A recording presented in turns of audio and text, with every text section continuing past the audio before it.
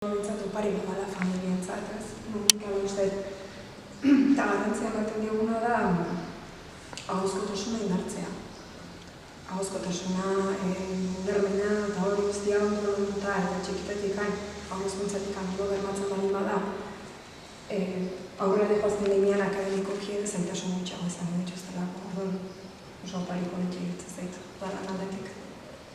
Horretatik ez oso horretatik, azkenean eskerrak eman nolari, azkenean beti urteak daramatzagoen zuten eskolak bakarrik ezin dute euskaldundu, eta oso gehiago dela zerbait diagnostiko horrekin ez da gelditu, eta eragiten hasi da orduan alderrotatik eskerrak eman. Eskolatik kanpo euskaraz aritzeak ezinbesteko lana suposatzen du.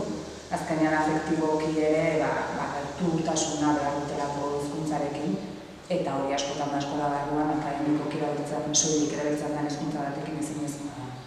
Orduan, udalak trapu hori jaso du eta eskainiko du euskaraz aritzeko beste gune bat, beste espazio bat, beste jende bat, eta familientzako pari bat da, eta azkenean doakoa dana eta benetan euskarari garrantzia emango duena eskolaren mutika.